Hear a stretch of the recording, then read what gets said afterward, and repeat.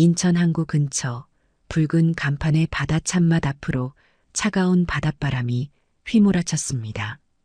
김민재는 창밖으로 지나가는 사람들을 바라보며 한숨을 내쉬었습니다. 신선한 생선이 가득한 진열대와 정갈하게 놓인 테이블, 하지만 가게 안은 텅 비어 있었습니다. 30대 중반의 민재는 손목시계를 확인했습니다. 오후 2시, 점심시간이 한참 지났는데도 오늘은 손님이 단 3팀밖에 오지 않았습니다. 오늘도 장사가 안 되는구나. 민재는 카운터 서랍에서 장부를 꺼내 대출이자와 밀린 임대료를 다시 계산해 보았습니다. 숫자를 적을 때마다 그의 표정은 더욱 어두워졌습니다. 그때 가게 문이 천천히 열렸습니다.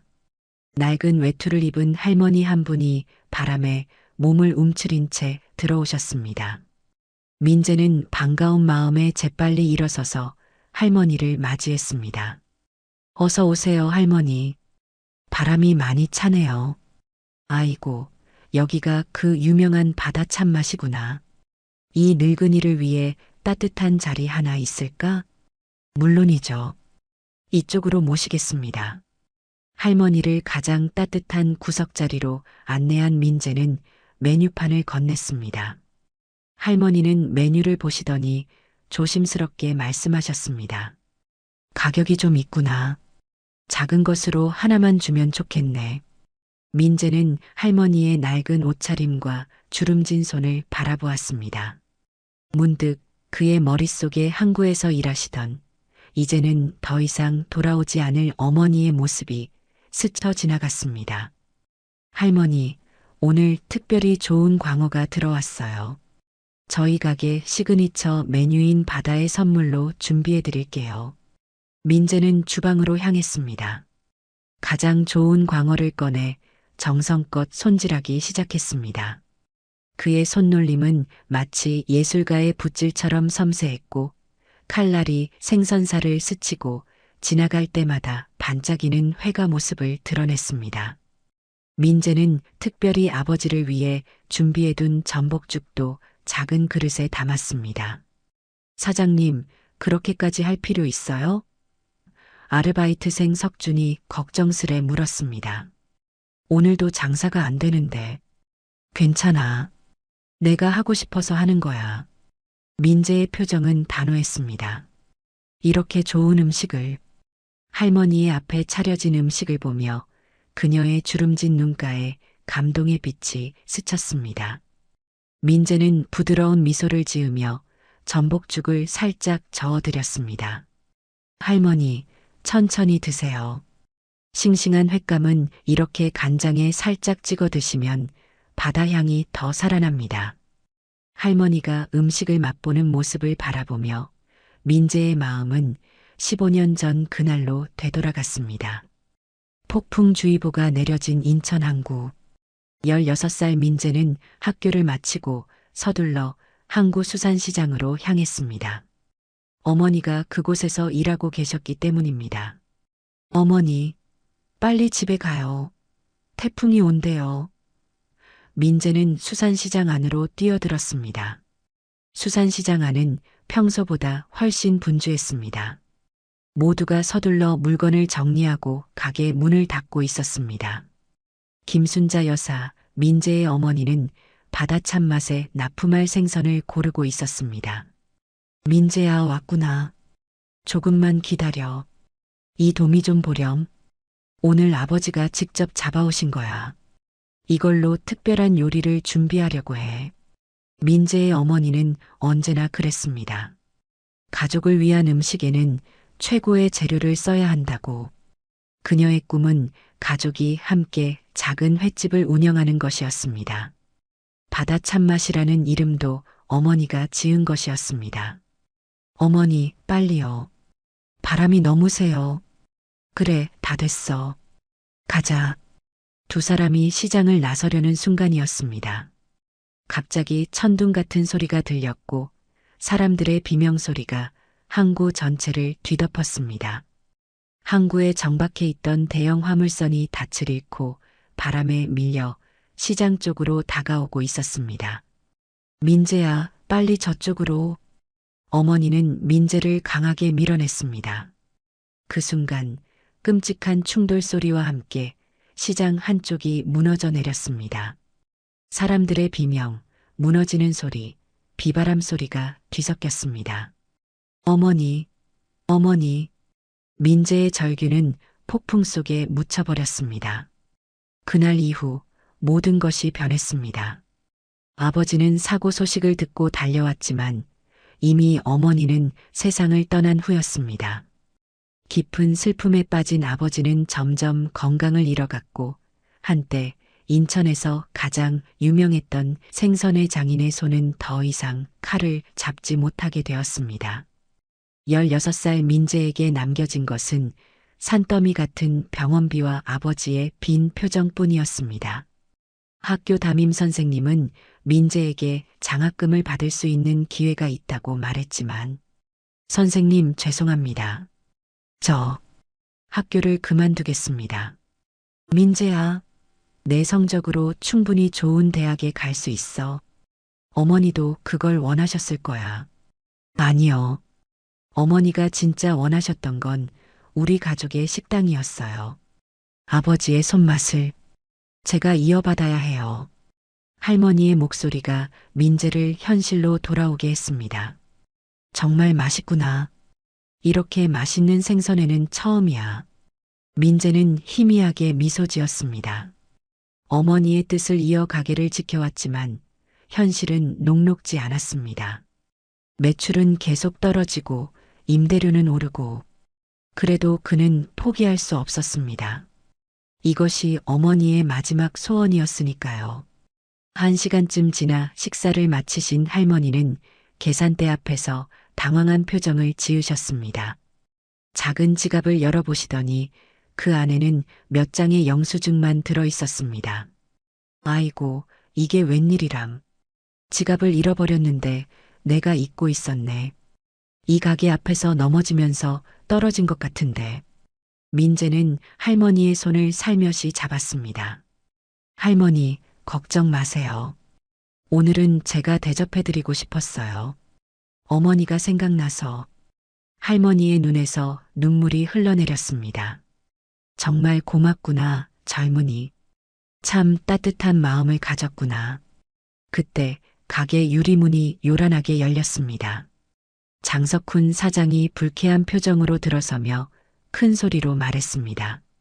김민재 씨, 오늘이 마감일 아닙니까? 2달 밀린 임대료는요? 할머니는 갑작스러운 상황에 당황하셨고 민재는 얼굴이 굳어졌습니다. 가게 안의 공기가 순식간에 차가워졌습니다. 장 사장님, 손님이 계신데. 민재는 작은 목소리로 말했습니다.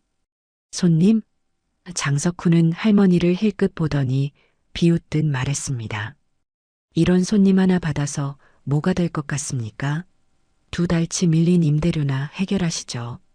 할머니는 미안한 표정으로 자리에서 일어났습니다. 내가 방해가 된 것 같구나. 미안하네, 젊은이. 아닙니다, 할머니. 걱정 마세요. 민재는 할머니를 문까지 배웅하며 말했습니다. 다음에 또 오시면 더 맛있는 음식 대접해 드릴게요. 할머니가 가게를 나서자 장석훈은 서류 봉투를 꺼내 민재 앞에 내려놓았습니다. 여기 계약 해지 통보서입니다. 오늘까지 임대료를 납부하지 않으면 일주일 내로 가게를 비워주셔야 합니다.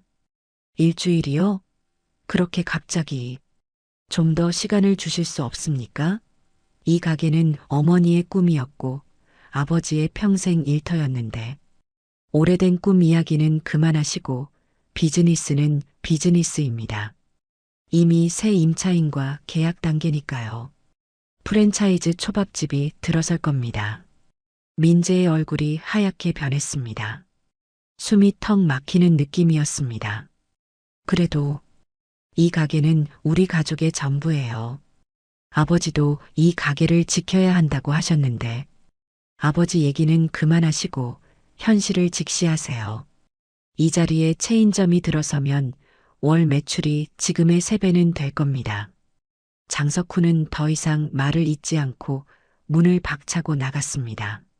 민재는 힘없이 의자에 주저앉았습니다. 벽에 걸린 사진 속 어머니와 젊은 시절의 아버지가 그를 내려다보고 있었습니다. 활기찬 미소로 회를 떠내던 시절의 모습이었습니다. 어머니, 아버지, 죄송합니다.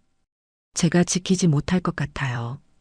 그날 저녁 가게 문을 닫은 민재는 평소보다 더 천천히 걸었습니다. 한겨울 찬바람이 뺨을 때렸지만 마음속 공허함에 비하면 아무것도 아니었습니다. 요양병원에 도착한 민재는 억지로 미소를 지으며 아버지의 방문을 열었습니다. 아버지, 저 왔습니다.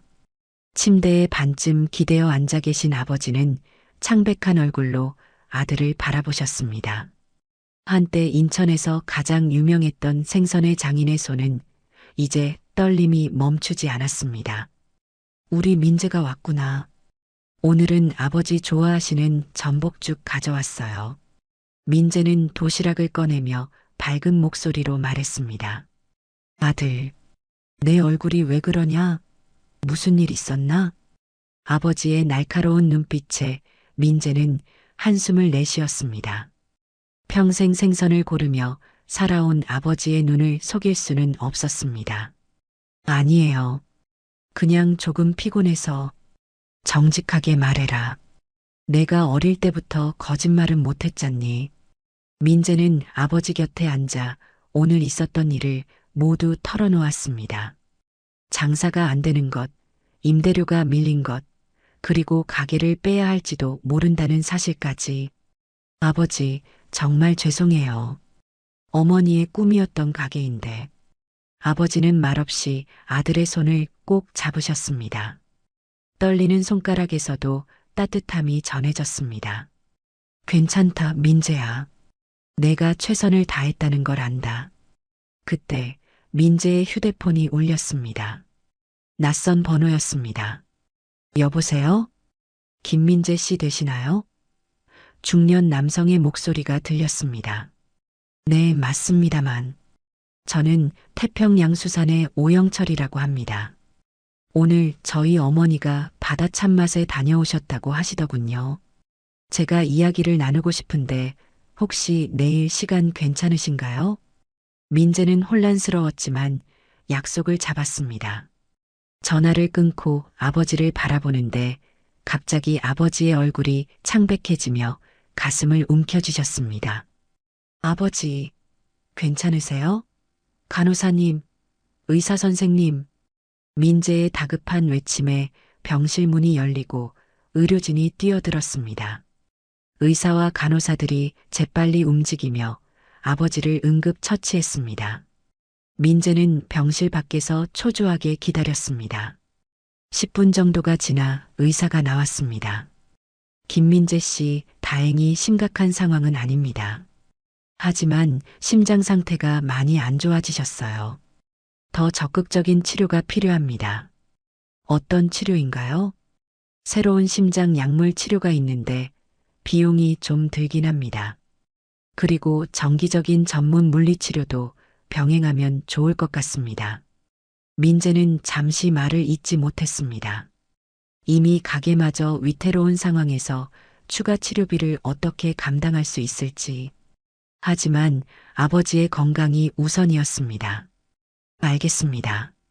최선의 치료를 해주세요. 다음 날 아침 민재는 평소보다 일찍 수산시장으로 향했습니다. 어쩌면 마지막이 될지도 모르는 가게 운영을 위해 최고의 생선을 고르고 싶었습니다. 민재야, 아버지 어떠시냐? 오랜 단골 도매상인 박 씨가 물었습니다.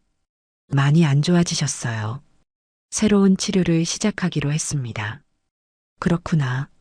오늘은 특별히 좋은 도미가 들어왔다. 이걸 가져가. 박 씨는 값비싼 도미를 건네며 윙크했습니다. 내가 좀 깎아줬어. 가게로 돌아온 민재는 평소처럼 준비를 시작했습니다. 태평양수산의 오영철 회장이라는 사람과의 약속은 점심시간이었습니다. 도대체 무슨 이야기를 하려는 걸까? 할머니가 그 유명한 태평양수산 회장의 어머니라니 믿기지 않았습니다. 11시경 검은색 고급 세단 한 대가 가게 앞에 멈춰 섰습니다. 차에서는 정장 차림의 중년 남성과 어제 그 할머니가 내리셨습니다. 바다 참만 맞나요? 중년 남성이 정중하게 물었습니다. 네, 맞습니다. 저는 김민재입니다. 처음 뵙겠습니다. 제 이름은 오영철이라고 합니다.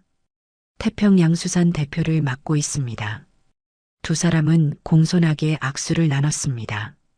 오영철 회장의 어머니는 환한 미소를 지으며 민재에게 다가왔습니다. 어제는 정말 고마웠네, 젊은이. 내가 잃어버린 지갑도 찾았단다. 시장 어귀에 떨어져 있더구나. 민재는 두 분을 가게 안으로 안내했습니다. 할머니는 어제 앉았던 그 자리에 앉으셨습니다. 어제 저녁 어머님께서 이곳에서 겪으신 일을 모두 들었습니다. 오영철 회장이 말을 이었습니다. 단순히 식사값을 받지 않으신 것뿐만 아니라 어머님을 진심으로 대접해 주셨다고 하시더군요. 할머니께서는 아들의 말에 고개를 끄덕이셨습니다. 이 젊은이가 나를 친손자처럼 대해줬어. 요즘 같은 세상에 이런 따뜻한 마음씨를 가진 젊은이가 있다니. 오영철 회장은 가게 안을 둘러보다가 벽에 걸린 사진들 앞에서 걸음을 멈췄습니다. 여러 사진 중 한 장의 사진에서 그의 눈빛이 달라졌습니다. 젊은 시절의 민재 아버지와 또 다른 남자가 함께 찍힌 사진이었습니다. 이분이 혹시 최상우 사부님이 아닌가요? 민재는 놀란 눈으로 회장을 바라보았습니다.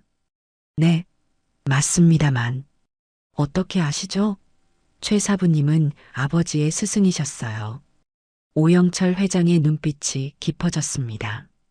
그분은 저의 스승이기도 하셨습니다. 회장은 주머니에서 오래된 사진 한 장을 꺼냈습니다. 사진 속에는 젊은 시절의 오영철 회장과 최상우 사부 그리고 민재의 아버지가 함께 웃고 있었습니다. 30년 전 저는 최 사부님께 생선 손질법을 배웠습니다. 그때 사부님께서 항상 말씀하셨죠. 영철아, 진정한 회는 칼 끝에 정성을 담아야 한다고. 민재의 눈에 눈물이 고였습니다. 그것은 아버지가 자신에게도 항상 했던 말이었습니다. 어제 어머님께서 집에 돌아오셔서 계속 말씀하셨습니다. 이곳의 생선회가 평생 드셔본 것 중 가장 맛있다고. 오영철 회장이 계속했습니다. 처음엔 어머님의 과장된 표현이라 생각했는데 어머님께서 가져오신 전복죽을 맛보는 순간 알았습니다. 이것은 분명 최 사부님의 손맛이었으니까요. 할머니는 따뜻한 미소를 지으며 말씀하셨습니다. 내가 전복죽을 한 숟갈 먹는 순간 옛 기억이 떠올랐단다. 40년 전 우리 마을에 최상우가 와서 어부들과 함께 일할 때 그 손맛을 잊을 수가 없었지. 오영철 회장은 문득 창밖을 바라보더니 말을 이었습니다. 사실 저는 최근 몇 년간 최 사부님의 제자들을 찾고 있었습니다. 저희 회사가 새로운 프로젝트를 준비하고 있거든요. 한국의 참맛을 찾아서라는. 민재는 오영철 회장의 말에 집중하고 있었습니다. 그때 그의 휴대폰이 울렸습니다. 병원에서 걸려온 전화였습니다. 네, 여보세요. 네. 지금 당장 가겠습니다. 민재의 얼굴이 창백해졌습니다. 아버지가 갑자기 상태가 안 좋아지셨대요. 지금 바로 중환자실로 옮기신다고. 오영철 회장은 즉시 결단력 있게 행동했습니다. 제 차로 모시고 가겠습니다. 지금 바로 출발합시다. 세 사람은 서둘러 회장의 차에 올랐고 운전기사는 재빨리 병원으로 향했습니다. 차 안에서 민재는 양손을 꽉 쥐고 있었습니다. 오영철 회장의 어머니가 그의 손을 따뜻하게 잡아주셨습니다. 걱정하지 마라, 젊은이. 내 아버지는 강인한 분이실 거야. 바다를 평생 상대한 사람은 그렇게 쉽게 무너지지 않는 법이지. 병원에 도착하자 민재는 황급히 중환자실로 달려갔습니다. 의사가 복도에서 그를 기다리고 있었습니다. 김민재 씨? 다행히 위급한 상황은 넘겼습니다. 하지만요? 민재의 목소리가 떨렸습니다. 심장 기능이 많이 약해지셨어요. 새로운 치료가 필요합니다. 최신 시술이 있긴 한데 비용이 상당히. 민재의 어깨가 축 처졌습니다. 이미 가게마저 이를 위기에 처한 상황에서 비싼 치료비까지. 그때 오영철 회장이 한 발 앞으로 나섰습니다.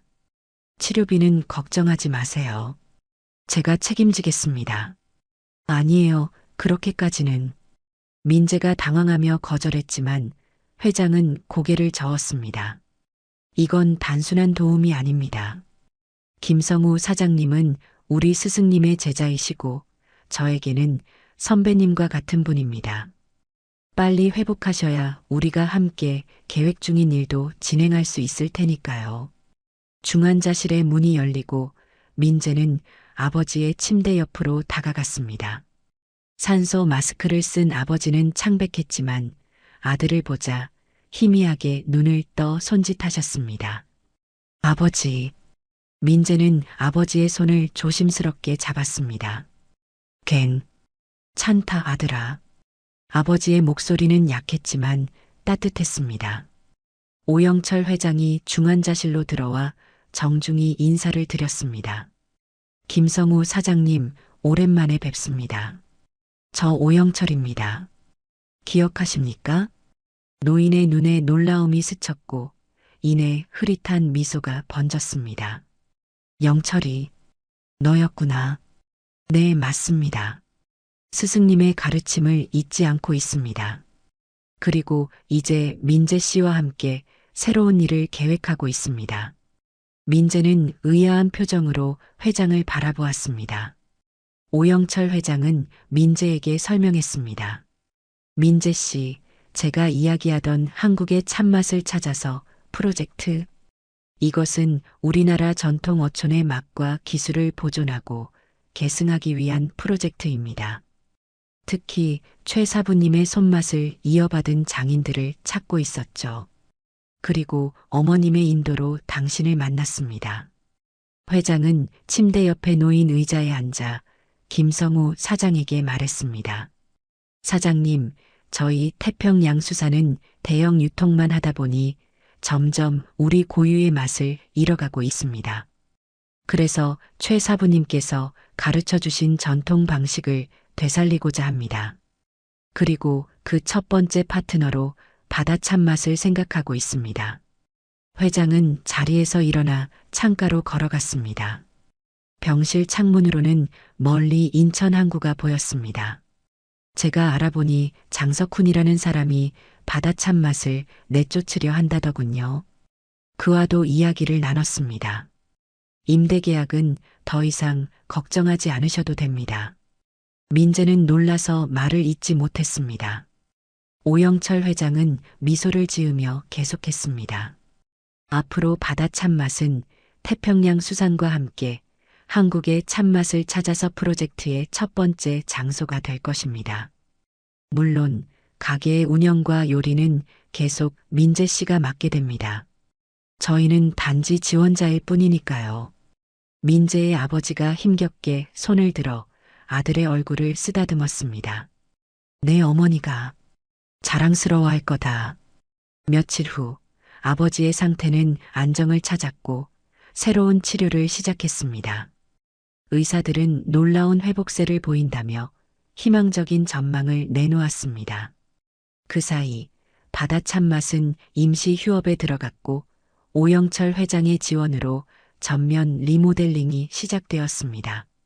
민재는 아버지의 병실에서 오래된 상자 하나를 발견했습니다. 이게 뭐예요, 아버지? 내 어머니가 남긴 거다. 열어보렴. 민재가 조심스럽게 상자를 열자 그 안에는 낡은 노트 한 권이 있었습니다.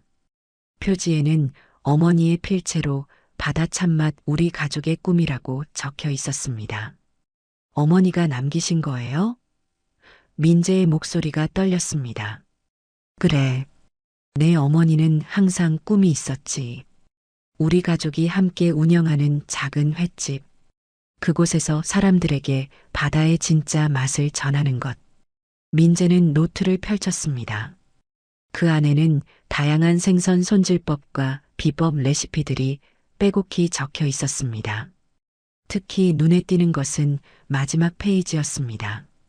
우리 민재에게 언젠가 네가 이 노트를 읽게 된다면 엄마의 꿈을 기억해줘. 바다 참맛은 단순한 식당이 아니라 우리 가족의 꿈이자 사랑이란다. 항상 음식에 진심을 담아라. 그러면 사람들의 마음도 움직일 수 있을 거야. 민재의 눈에서 눈물이 흘러내렸습니다. 아버지는 따뜻한 미소를 지으며 말했습니다.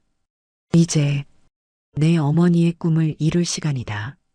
봄바람이 인천 항구를 감싸는 어느 날 새롭게 단장한 바다 참맛 한국의 참맛을 찾아서 1호점의 개업식이 열렸습니다.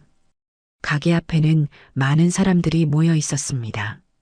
오영철 회장과 그의 어머니, 그리고 시장 상인들과 동네 주민들까지. 내가 처음 이 가게를 시작했을 때가 생각나는구나. 휠체어를 타고 참석한 민재의 아버지가 감격에 젖은 목소리로 말했습니다. 2달간의 집중 치료 덕분에 그의 건강은 많이 회복되어 있었습니다. 아버지, 어머니의 꿈이 이제 현실이 됐어요. 가게 안은 완전히 새롭게 단장되었지만 전통적인 분위기는 그대로 유지되었습니다. 주방에는 최신식 설비가 들어왔고 민재의 칼솜씨를 가까이서 볼 수 있는 카운터가 새로 설치되었습니다. 벽면에는 어머니와 아버지의 사진, 그리고 최상우 사부의 사진이 나란히 걸려 있었습니다. 이제 우리는 단순한 식당이 아닌 한국 전통 생선회의 맛과 기술을 보존하고 알리는 장소가 될 겁니다. 오영철 회장이 선언했습니다. 앞으로 민재 씨는 우리 프로젝트의 핵심 파트너로서 젊은 어부들과 요리사들을 가르치는 역할도 맡게 될 것입니다. 그날 저녁 바다 참맛은 예약으로 가득 찼습니다. 민재는 어머니의 노트에서 찾은 특별한 레시피로 손님들을 대접했습니다. 그의 손놀림은 과거 어느 때보다도 자신감 있고 정확했습니다. 오영철 회장의 어머니는 장석훈 사장이 앉아있는 테이블로 다가갔습니다.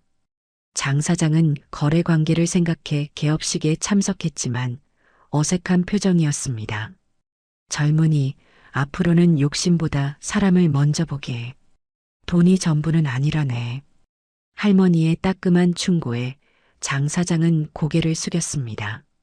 여름이 지나고 가을이 왔을 때 바다 참맛은 인천을 넘어 전국적으로 유명해졌습니다. SNS에서는 꼭 가봐야 할 맛집으로 소문이 자자했고 음식 프로그램에서도 여러 번 소개되었습니다. 자, 이렇게 칼을 쥐는 거야. 너무 힘을 주면 생선살이 뭉개져. 정성을 담아 부드럽게. 민재는 주방 카운터에서 젊은 요리사 지망생들에게 회 뜨는 법을 가르치고 있었습니다. 그의 뒤로는 완전히 건강을 회복한 아버지가 서 있었습니다. 아버지의 손은 여전히 약간 떨렸지만 이제 간단한 손질 정도는 할 수 있게 되었습니다. 이 녀석, 이제 나보다 솜씨가 좋아졌어. 아버지는 자랑스러운 눈빛으로 아들을 바라보았습니다. 저녁이 되자 바다 참맛은 더욱 북적였습니다. 인천 항구의 불빛이 창문을 통해 반짝였고 웃음소리와 이야기 소리로 가득했습니다.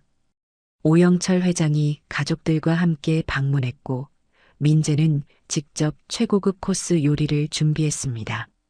바다 참맛의 미래와 한국 전통 음식 문화의 계승을 위하여 모두가 잔을 들어 축하했습니다. 가게가 문을 닫을 시간, 민재는 마지막 손님을 배웅하고 바다가 보이는 창가에 혼자 서 있었습니다. 진열장에는 어머니의 노트가 자리하고 있었고 벽에는 세 사람의 사진이 나란히 걸려 있었습니다. 최상우 사부 아버지, 그리고 항구에서 미소 짓고 있는 어머니의 사진. 어머니, 약속 지켰어요. 우리 가족의 꿈, 바다 참맛을 지켰어요. 그때 문이 살짝 열리며 한 청년이 조심스레 들어왔습니다. 저, 혹시 김민재 선생님 계신가요? 제가 정말 선생님께 배우고 싶어서요. 민재는 미소를 지으며 청년에게 다가갔습니다. 그의 손에는 어머니의 노트가 들려 있었습니다. 어서 와요. 무엇을 배우고 싶으신가요? 제가 어부의 아들인데 우리 바다의 맛을 살리는 법을 배우고 싶습니다. 민재는 고개를 끄덕이며 청년에게 어머니의 노트를 보여주었습니다. 첫 번째 가르침은 이거예요. 칼 끝에 정성을 담아야 한다. 그럼 바다가 당신에게 가장 좋은 맛을 선물할 테니까. 창밖으로 보이는 바다는 어둠 속에서도 끊임없이 움직이며 새로운 이야기를 준비하고 있었습니다. 마치 바다 참맛의 미래처럼 끝없이 깊고 풍요로운 이야기를. 가게 문을 닫으며 민재는 하늘을 올려다보았습니다. 별빛 사이로 어머니의 미소가 보이는 것 같았습니다. 그의 가슴 속에는 이제 슬픔 대신 따뜻한 자부심이 자리 잡고 있었습니다. 바다 참맛은 단순한 식당이 아니라 한 가족의 사랑과 꿈, 그리고 바다의 진정한 맛을 전하는 특별한 장소가 되었으니까요.